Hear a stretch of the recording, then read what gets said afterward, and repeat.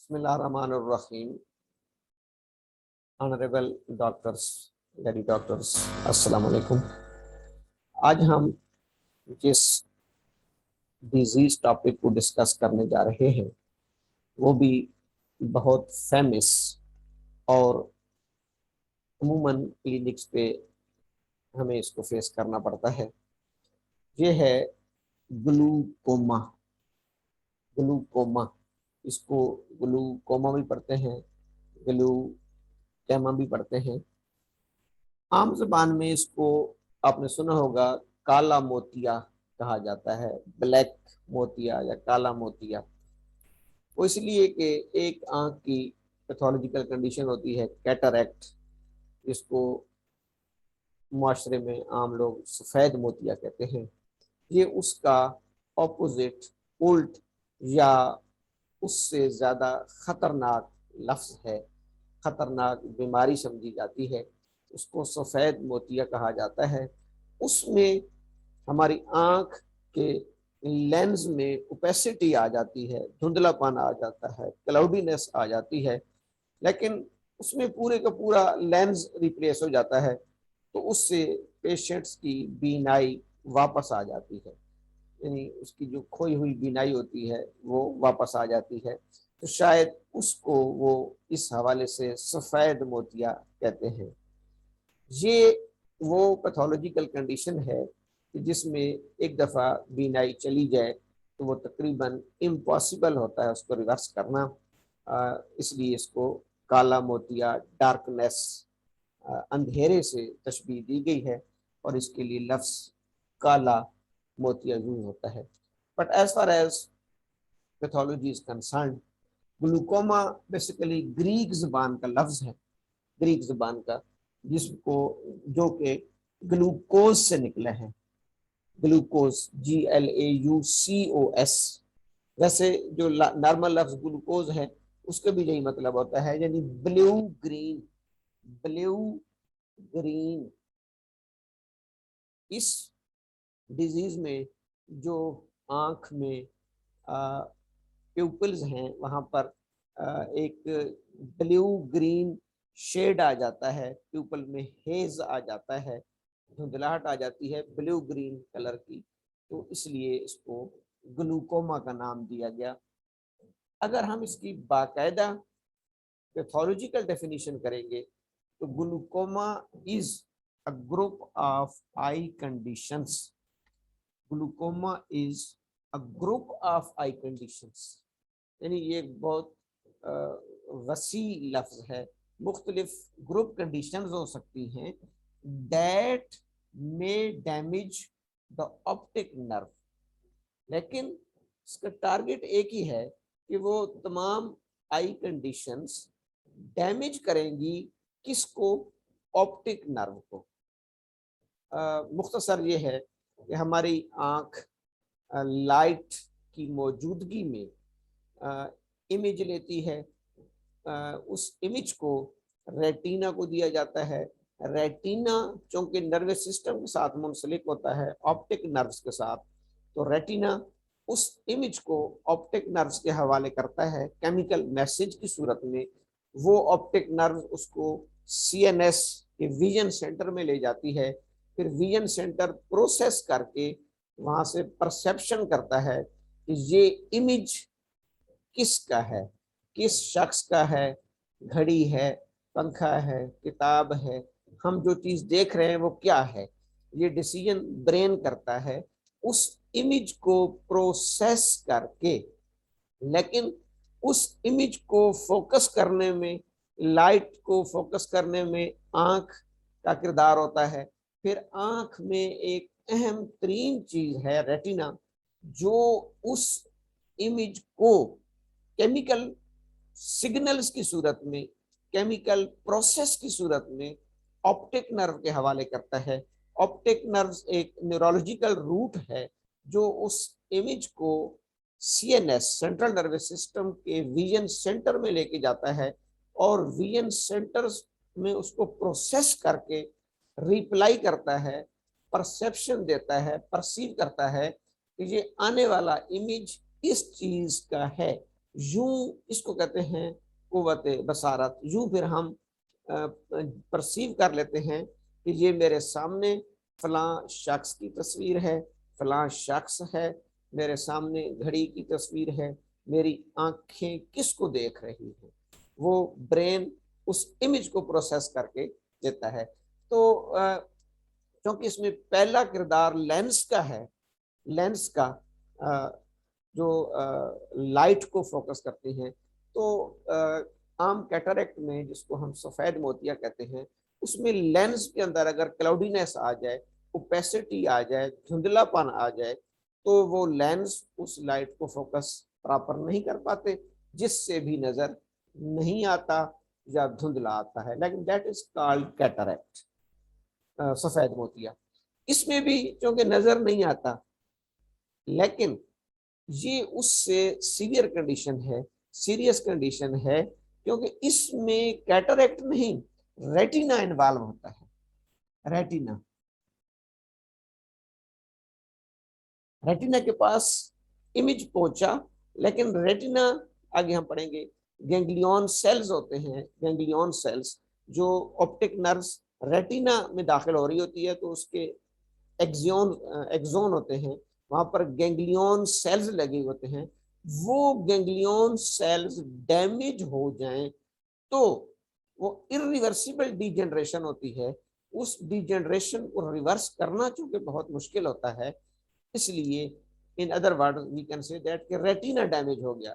जब retina damage हो गया तो वो इमेज प्रॉपरली प्रोसेस नहीं होंगे, ऑप्टिक नर्व्स के हवाले नहीं होंगे, ऑप्टिक नर्व्स को केमिकल मैसेज की सूरत में नहीं जाएंगे, तो ऑप्टिक नर्व विजन सेंटर तक उन इमेजेस को लेके नहीं जाएगी, जिससे आंख उसका इमेज तो बना रही है चीज का, डॉक्टर साहबान वेरी वेरी वेरी इंपॉर्टेंट, आंख इमेज तो बना रही है क्योंकि लेंस बाकी चीजें ठीक है, कॉर्निया लेंस वगैरह, लेकिन चूंकि रेटिना उस इमेज को सेंट्रल नर्वस सिस्टम में प्रोसेस करने से कासिर है, तो वो हम उस चीज को पहचान नहीं पाएंगे, जिसमें पेशेंट कहता है जी मुझे नजर नहीं आ रहा या धुंधला नजर आ रहा है, मुझसे ये इमेज पहचाना नहीं जा रहा। Group of I conditions that damage the optic nerve, इसमें बहुत से काजेज हो सकते हैं। एक एज फैक्टर भी है, सीनाइल एज, आई ट्रॉमा, आई इंजरीज, आई इन्फेक्शंस, डायबिटीज, लेकिन मोस्ट प्रोबेबली जो मोस्ट प्रोबेबली मोस्टली वो जो पैथोलॉजी है उसमें आईओपी का प्रेशर बढ़ जाता है। IOP, intra ocular pressure, IOP, intra ocular pressure. इस प्रेशर को आपने ऐसे समझना है जैसे हमारा ब्लड प्रेशर है, ये भी एक प्रेशर है, और प्रेशर के लिए डॉक्टर साहबान फ्लूइड का होना जरूरी है। जैसे हमारा ब्लड हमारी खून की नालियों पर दबाव डालता है, दैट इज कॉल्ड प्रेशर। आंख के अंदर कुदरत ने एक फ्लूइड रखा है जिसको एक्वस ह्यूमर कहते हैं। वैसे तो दो हैं, वाइट्रस ह्यूमर और एक्वस ह्यूमर। यहाँ पर we are concern with the aqueous, ये पानी से है, पानी से, एक्वा, एक्वा केमिस्ट्री में मेडिकल में पानी को कहा जाता है aqueous humour. Transparent, thin transparent fluids, बिल्कुल पानी की तरह ट्रांसपेरेंट फ्लूइड है जो हमारी आंख में, जो हमारे एंटीरियर और पोस्टीरियर चैम्बर्स होते हैं उनमें ciliary body, ciliary bodies structure होता है, सिलरी बॉडीज वो इसको प्रोड्यूस करती हैं, वो इसको प्रोड्यूस करती हैं, सेक्रीट करती हैं, इन अदर वर्ड्स सेक्रीट कर रही होती हैं इस फ्लूइड को, which is called aqueous humour. ये फ्लूइड सिलरी बॉडी प्रोड्यूस करेंगी, सेक्रीट करेंगी, मुख्तलिफ चैनल से चलते हुए posterior chambers, anterior chambers, iris, cornea, pupil से गुजर कर ये सुप्रा ऑर्बिटल वीनस सिस्टम के साथ कनेक्ट हो जाती हैं। यानी फिर ये फ्लूइड ब्लड का हिस्सा बन जाता है, प्लाज्मा का हिस्सा बन जाता है। यूं आंख में एक्वस फ्लूइड बनता है और ड्रेन होता है, बनता है और ड्रेन होता है, हर रोज इसको रिफ्रेश होना चाहिए। अभी मैं इसकी जैसे फिजियोलॉजी बात बता रहा हूँ, एनाटॉमी, इस एक्वस फ्लूइड को रिफ्रेश होते रहना चाहिए, यानी डेली बेसिस पे हमारी सिलरी बॉडीज इसको सेक्रीट करेंगी और ये मुख्तलिफ फंक्शंस परफॉर्म करते हुए, ये मुख्तलिफ काम करते हुए ड्रेन आउट हो जाएगा, वेस्ट हो जाएगा दोबारा सुपरऑर्बिटल वीनस सिस्टम में। चूंकि ये फ्लूइड है तो जब ये आंख के मुख्तलिफ स्ट्रक्चर से गुजरता है तो उन पर फोर्स एक्सर्ट कर रहा होता है, प्रेशर डाल रहा होता है, फोर्स डाल रहा होता है। That is called IOP, intra ocular pressure. Glaucoma के मरीजों में जो भी आप प्रिस्क्रिप्शन देखेंगे ऑप्थेल्मोलॉजिस्ट का, उसमें लाजमन आईओपी का जिक्र होगा, आईओपी, इंट्रा अकुलर प्रेशर। अब नॉर्मली ये जो एक्वस ह्यूमर है, एक्वस ह्यूमर, ये नॉर्मली तकरीबन 3.6 ml, normally aqueous humour 3.6 ml पर 24 आवर्स, यानी 24 घंटों में तकरीबन 3.6 मिलीलीटर प्रोड्यूस होता है, फिर ड्रेन हो जाता है, फिर उतना ही प्रोड्यूस होता है। तो हर वक्त इसका आंख में प्रेशर का नॉर्मल होना जरूरी है, विच is called normal IOP, normal intraocular pressure. अब नॉर्मल इंट्राऑकुलर प्रेशर होता कितना है? 10 to 21 millimetre H G, 10 to 21। अच्छा, हमारा जो ब्लड प्रेशर है उसको भी हम मरकरी के रेफरेंस से मेजर करते हैं। यही है कि हमारी बॉडी का ब्लड प्रेशर 120/80, जिसे हम कहते हैं 120/80 मिलीमीटर एच जी। इसलिए इस प्रेशर के साथ भी 10 to 21 millimetre H G normal IOP है आंख का। जब ये नॉर्मल को क्रॉस करता है, जैसे ब्लड प्रेशर बढ़ जाता है, हाइपरटेंशन, ब्लड प्रेशर का बढ़ जाना, हाइपरटेंशन, ऐसे जब ये 21 मिलीमीटर एच जी को क्रॉस करता है, 21 मिलीमीटर एच जी को जब क्रॉस करेगा, then it is called ocular hypertension. फिर हम इसे कहते हैं अकुलर हाइपरटेंशन, यानी प्रेशर बढ़ गया। और इसके प्रेशर के बढ़ने से, जैसे ब्लड प्रेशर के बढ़ने से हमारी बॉडी की किसी भी आर्टरी को नुकसान हो सकता है। हमारी कॉर्नरी आर्टरी को, बिलखसूस कैरोटिड आर्टरीज फट जाती हैं, जिसको ब्रेन हेमरेज कहते हैं, आर्टीरियल हेमरेज, ब्रेन की शरियान फट जाती है और डैमेज हो सकते हैं। इसी तरीके से आंख में अगर इंट्रा अकुलर प्रेशर बढ़ जाए, इंट्रा अकुलर प्रेशर रेज्ड हो जाए, तो रेटिना में जो ऑप्टिक नर्व्स के गैंग्लियोनिक सेल्स हैं उनको डैमेज कर देता है। ये रेटिना में ऑप्टिक नर्व्स दाखिल हो रही है, फिर उसके एंड पर एक्सॉन्स होते हैं, वहां पर सेल्स होते हैं गैंग्लियोनिक सेल्स। उन सेल्स को, उन्हीं सेल्स ने आंख के बनाए हुए इमेज को नर्वस सिस्टम तक भेजना था।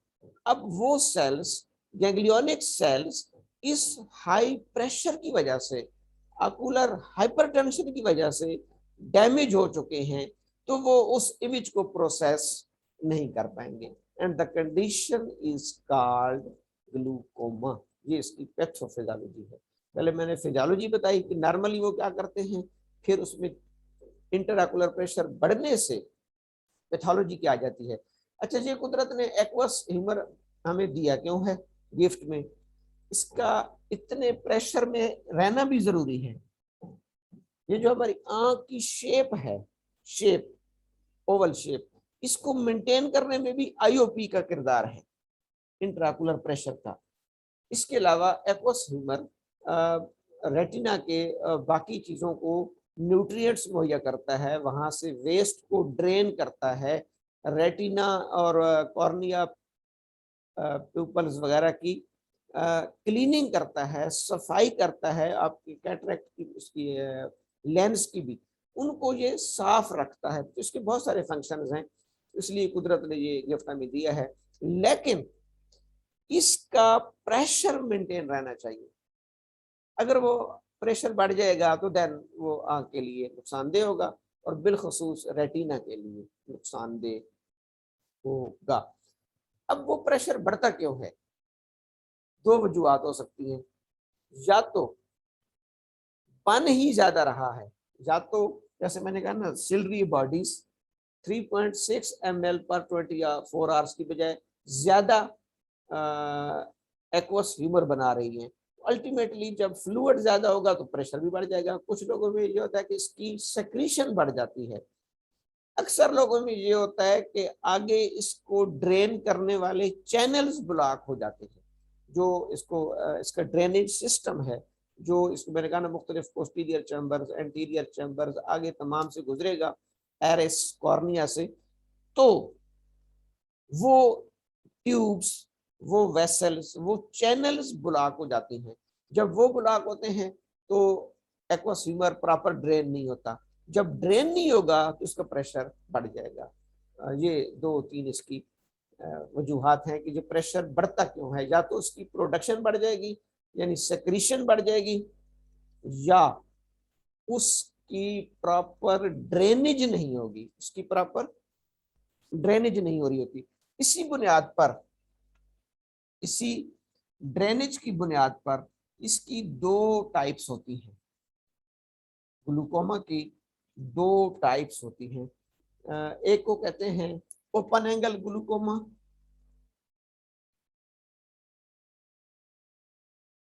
ओपन एंगल ग्लूकोमा, और क्लोजर एंगल ग्लूकोमा। बड़ा मुख्तसर सा, ओपन एंगल ग्लूकोमा, क्लोजर हो। आमतौर पर आपको जो मिलेगा वो ओपन एंगल मिलेगा। ओपन एंगल, ओपन एंगल में ये होता है कि जब ये फ्लूइड सिलरी बॉडी से, पोस्टीरियर चैम्बर से, कॉर्निया और एरस से गुजरता है, तो कॉर्निया और एरस में जो इसकी चैनल है वो ओपन होती है, यानी नॉर्मल होती है। आगे जाकर कहीं ब्लॉकेज होगी, कॉर्निया और एरस से आगे जाकर कहीं ब्लॉकेज आ रही है। कॉर्निया और एरस में जो एक्वस ह्यूमर्स की चैनल्स है, उसकी विड्थ नॉर्मल है, उसकी चौड़ाई नॉर्मल है, वो तंग नहीं है। इसको कहते हैं open angle glaucoma. Closed angle glaucoma भी आपको मिल सकता है। ये वो ग्लूकोमा है जिसमें एरस और कॉर्निया की चैनल्स ही तंग हो जाती हैं, या बिल्कुल ब्लॉक हो जाती हैं। इतनी तंग हो जाती हैं कि वो बिल्कुल एक्वस ह्यूमर को गुजरने ही नहीं देती। तो यहाँ पर मुख्तसर मैं दो टाइप्स का जिक्र कर रहा हूँ। Open angle glaucoma, closed angle, closure angle. Open angle में एरिस और कॉर्निया की जो चैनल्स हैं वो ओपन होती हैं, वाइड होती हैं। इसको वाइड एंगल ग्लूकोमा भी कहते हैं, वाइड एंगल ग्लूकोमा, कि वो अपनी नॉर्मल साइज में होती हैं और उनमें से इजीली एक्वस ह्यूमर गुजर रहा होता है। लेकिन आगे जाकर कहीं प्रॉब्लम आ सकती है ड्रेनेज सिस्टम में, तो रिजल्टेंट इंट्राकुलर प्रेशर रेज हो जाएगा। एक होता है क्लोजर एंगल, जिसमें मैंने कहा कि एरस और कॉर्निया के अंदर ही नैरोनेस ब्लॉकेज आना शुरू हो जाएगी। और भी इसकी टाइप्स होती हैं। एक होता है सीनाइल ग्लूकोमा, जिसमें मैं जैसे कहा कि 60 ईयर से ऊपर, 60 साल से ऊपर के बुजुर्गों में भी हाई रिस्क होता है। एक होता है आपका नॉर्मल प्रेशर ग्लूकोमा, कि आईओपी नॉर्मल होता है लेकिन किसी और वजह से ऑप्टिक नर्व पर प्रेशर होता है, ऑप्टिक नर्व्स डैमेज हो रही होती है, ऑप्टिक नर्व्स पर एजिंग इफेक्ट भी हो रहा होता है, जैसे सिनाइल एज है। तो वो भी इसकी माइनर टाइप्स हैं। अगर हम इसके साइन एंड सिम्टम पे बात करें, तो ग्लूकोमा की साइन एंड सिम्टम्स में मेन चीज तो loss of vision, blood vision, फिर साथ वर्टिगो, डिजीनेस, आंखों के आगे अंधेरा छा जाना, हेडेक। बिलखसूस पेशेंट्स को पहले समझ ही नहीं आती, वो टेबलेट्स खाता रहता है, वो समझता है कि वैसे मेरा सर दर्द है, लेकिन उसका सर दर्द भी अक्सर रहता है, आंखों में उसको धुंधलाहट आती है, क्लाउडीनेस आता है, डिजीनेस होती है, चक्कर भी आ सकते हैं, वर्टाइगो भी। तो ये सारी इसके क्लिनिकल पिक्चर्स हैं। काज जैसे मैंने बताया कि एक तो आईओपी, प्रेशर का बढ़ जाना, ऑप्टिक नर्व्स का इंजरी, वाउंड के जरिए डैमेज हो जाना, कोई पैथोजेनिक इन्फेक्शन हो जाना, डायबिटिक रेटिनोपैथी, डायबिटिक रेटिनोपैथी, तो आंख की बिलखसूस हाई ग्लूकोज पेशेंट्स में रेटिना डैमेज होता है। ये तमाम इसकी एटियोलॉजी में शामिल हैं। अगर हम इसकी डायग्नोसिस की बात करें,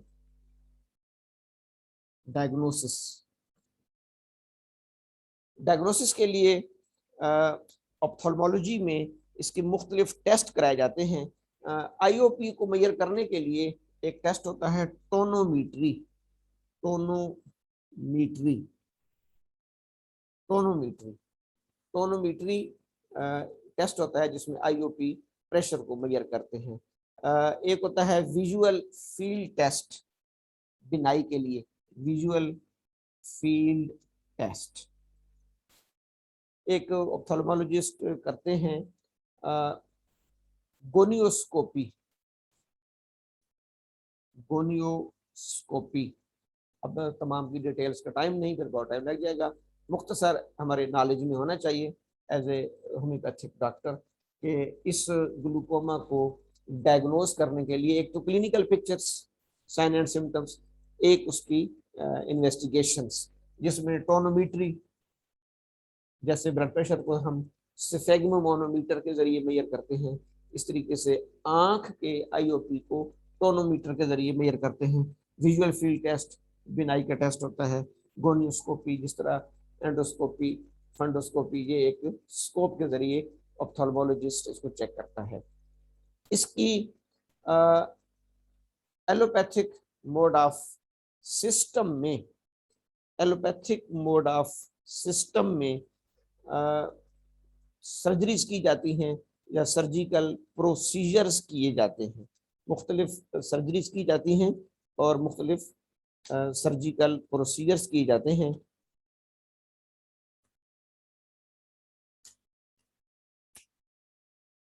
जिसमें लेजर थेरापी है, laser therapy, laser therapy, lasers के जरिए भी इसका ऑप्थेल्मोलॉजी में इलाज किया जाता है। उसके अलावा एक MIGS एक प्रोसीजर होता है, MIGS, MIGS minimal minimal invasive glaucoma surgery, minimal invasive glaucoma surgery, ये एक प्रोसीजर किया जाता है एलोपैथिक में। लेकिन जहाँ तक होम्योपैथिक का तल्लक है, जो कि होम्योपैथिक में होलिस्टिक अप्रोच होती है, हम पूरे पेशेंट्स का मुआयना करके उसकी तमाम टोटलिटी ऑफ सिम्टम्स को मद्देनजर रखकर, टोटलिटी ऑफ सिम्टम्स को सामने रखकर हम उसका इलाज करेंगे। इसमें मेन चीज काज भी है। हो सकता है कि अगर पेशेंट्स को जिंदगी में कभी आंख की चोट लगी हो, चोट लगी हो, चोट के बाद अगर उसको ग्लूकोमा हो, तो हमारी फिलासफी के रूप से आर्निका और हाइपेरिकम, हाइपेरिकम जो कि नर्व इंजरी के लिए है, अर्निका और हाइपेरिकम। इसी तरीके से मुख्तलिफ ग्रुप ऑफ मेडिसिन हैं जो इसमें यूज की जाती हैं। फास्फोरस, फास्फोरस भी अक्सर रेपरेटरीज में, इसमें क्लिनिकल रेपरेटरीज में डॉक्टर मॉर्फीज की रेपरेटरी है, बोरेक की है, सैम्पसिस स्ट्राइयर्स की है, उन्होंने इसको रिकमेंड किया है फास्फोरस। और इसके साथ फाइसोस्टिग्मा, फाइसोस्टिग्मा, फाइसोस्टिग्मा है एक medicine, belladonna, belladonna, osmium, osmium, ये 4-5 मेडिसिन हम इसमें यूज कर सकते हैं। ये मुख्तसर तारफ था ग्लूकोमा का। इस शॉर्ट टाइम में इसको ज़्यादा डिटेल, वैसे तो ये बहुत लंबा टॉपिक है, इसके लिए बहुत सारा वक्त चाहिए, लेकिन इन शॉर्ट कैटरेक्ट, सफ़ेद मोतिया, लेंस की प्रॉब्लम, ग्लूकोमा, काला मोतिया, रेटिना की प्रॉब्लम्स। लेंस को आप रिप्लेस कर सकते हैं, रिप्लेस करके आजकल नए आर्टिफिशियल लेंस लग जाते हैं। पुराने ज़माने में ऐनक लग जाती थी तो मरीज की बीनाई बहाल हो जाती थी। ग्लूकोमा में जैसे मैंने बताया रेटिना और ऑप्टिक नर्व्स डैमेज होते हैं, उनकी डीजनरेशन को रिवर्स करना बहुत मुश्किल। फिलहाल इस पर रिसर्च हो रही है, शायद आने वाले वक्तों में कोई अच्छी खुशखबरी आ जाए। मैं अभी देख रहा था तो इसमें काफ़ी रिसर्च हो रही है कि उन ग्लियल सेल्स को, रेटिना की जो डैमेज पोर्शन है उसको कैसे रिवर्स किया जा सकता है। फिलहाल तक ये है कि ये नॉन रिवर्सिबल होता है। उसको सफ़ेद मोतिया कहते हैं, उसको काला मोतिया कहते हैं। ग्लूकोमा ग्लूकोज से है, ब्लू और ग्रीन कलर की वजह से इसको ग्लूकोमा कहा जाता है। इसकी पैथोफिजियोलॉजी भी आ गई, इसकी साइन एंड सिम्टम्स आ गई, डायग्नोसिस आ गई, और इसका homeopathic holistic approach. Thank you.